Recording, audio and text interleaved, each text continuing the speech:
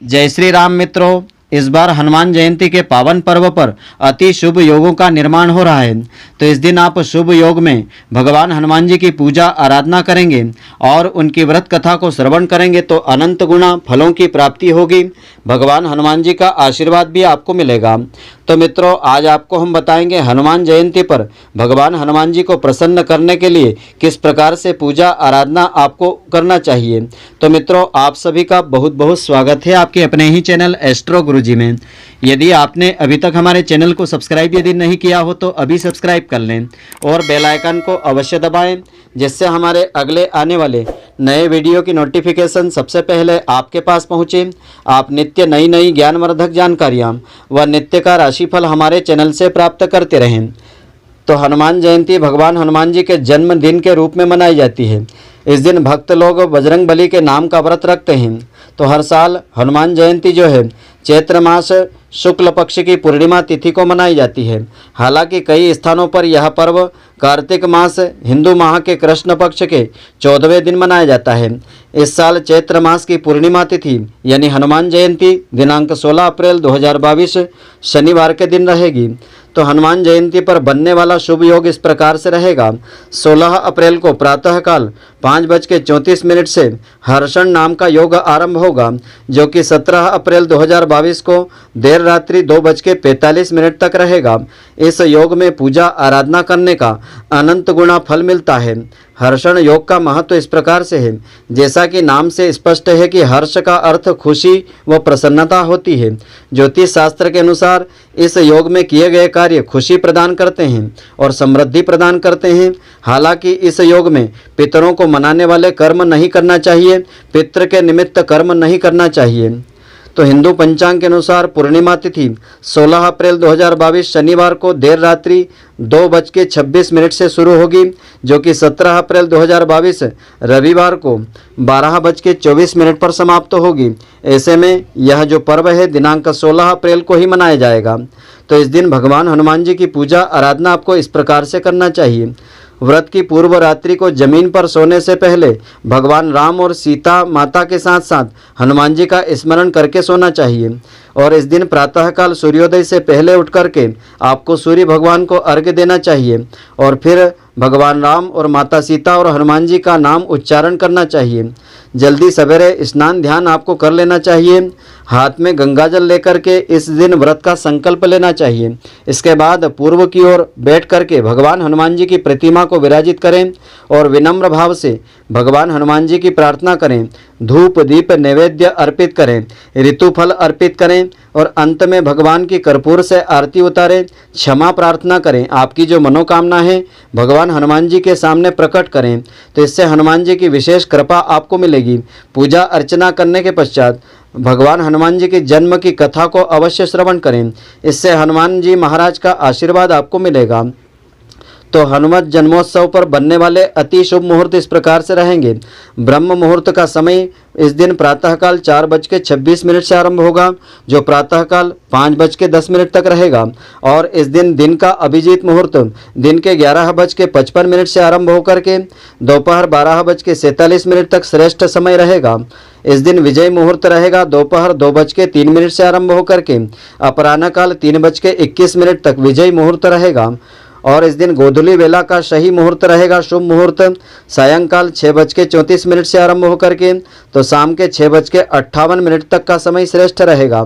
और इस दिन अमृत काल रहेगा दिन के 1:15 से आरंभ होकर के तो अगले दिन 17 से यानी 5 बजे से 2:45 तक अमृत काल रहेगा। रवि योग रहेगा इस दिन 5:55 से आरंभ होकर के तो रात्रि 8:40 तक रवि नाम का योग रहेगा। इस योग में भी पूजा करने का विशेष फल मिलता है। तो हनुमान जी का बीज मंत्र इस प्रकार से है। इस मंत्र का आपको इस दिन उच्चारण अवश्य करना चाहिए। ओम हम हनुमते नमः अथवा ओम हम हनुमते रुद्रात्मकाय नमः या रुद्रा अवताराय नमः। इस मंत्र का अधिक से अधिक संख्या में आपको इस दिन जाप अवश्य करना चाहिए। इसका अनंत गुना फल आपको अवश्य प्राप्त होगा। तो इस दिन भगवान हनुमान जी की पूजा अर्चना करने के पश्चात हनुमान जी की जन्म की कथा को आपको अवश्य श्रवण करना चाहिए। तो कथा इस प्रकार से है। महावीर हनुमान को भगवान शिव का 11वां रुद्रावतार कहा जाता है और वे प्रभु श्री राम के अनन्य भक्त हैं। हनुमान जी ने वानर जाति में जन्म लिया।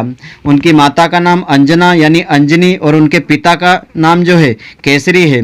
इसी कारण इन्हें आंजनेय और केसरी नंदन आदि नामों से पुकारा जाता है।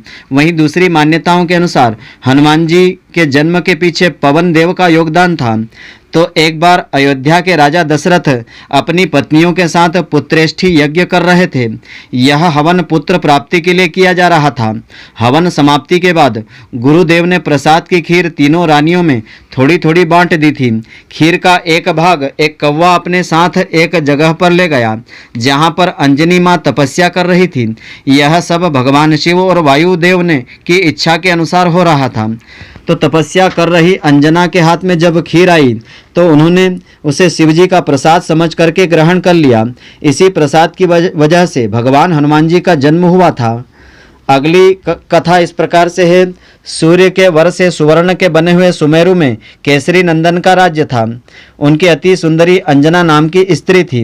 एक बार अंजना ने सूची स्नान करके सुंदर वस्त्र आभूषण धारण कर लिए। उस समय पवन देव ने उसके कर्ण रंध्र में प्रवेश करके आते समय आश्वासन दिया कि तेरे यहाँ सूर्य अग्नि एवं स्वर्ण के समान तेजस्वी वेद वेदांगों का मर्मज्ञ विश्व ज्ञानी महाबली पुत्र उत्पन्न होगा। तो ऐसा ही हुआ था। तो भगवान हनुमान जी भगवान शिव के अंश थे। उनके पिता केसरी और माता अंजना थी। जब उनका जन्म हुआ तो वे बहुत ही तेजवान, कांतिमय, बुद्धिमान और बलशाली थे। जैसे जैसे वे बड़े हुए वैसे वैसे उनकी बाल्यकाल की शरारतें बढ़ने लगी थी। उनके बाल्यकाल से जुड़ी एक कथा भी है जिसमें उनके महावीर बनने का वर्णन मिलता है। तो आइए हम जानते हैं कि भगवान हनुमान जी को महावीर क्यों कहा जाता है। जैसे ही वे सूर्य देव के पास पहुँचे तो उनको निगलने के लिए अपना मुंह खोल दिया था। यह देख करके सूर्य देव वहाँ से भागने लगे। अब सूर्य देव आगे आगे और बाल हनुमान उनके पीछे पीछे। यह देख करके देवराज इंद्र आश्चर्यचकित हो गए। उन्होंने सूर्य देव को बचाने के लिए हनुमान जी पर वज्र से प्रहार कर दिया। इसके परिणाम स्वरूप बाल हनुमान पृथ्वी पर गिर पड़े। इस बात कि ज्ञान जब पवन देव को हुआ तो वे क्रोधित हो गए और दुखी हो गए, क्योंकि हनुमान जी पवन पुत्र हैं। शोकाकुल पवन देव मूर्छित हनुमान जी को लेकर एक गुफा में चले गए। वहां पर उनकी मूर्छा टूटने की प्रतीक्षा करने लगे। उधर वायुदेव के न होने के कारण पशु पक्षी मनुष्य सभी त्राही त्राही करने लगे थे। पृथ्वी पर हाहाकार मच गया। उधर इंद्रदेव को भी पता चल चुका था जिस बालक पर उन्होंने प्रहार किया था वह कोई सामान्य बालक नहीं है, वह रुद्रावतार हनुमान है।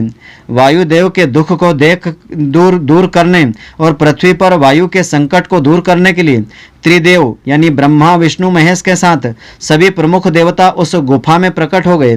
वहां पर सभी देवों को रुद्रावतार हनुमान जी के बारे में पता चला। ब्रह्मा विष्णु महेश समेत सभी देवताओं ने हनुमान जी को अपनी दिव्य शक्तियों से सुसज्जित कर दिया था।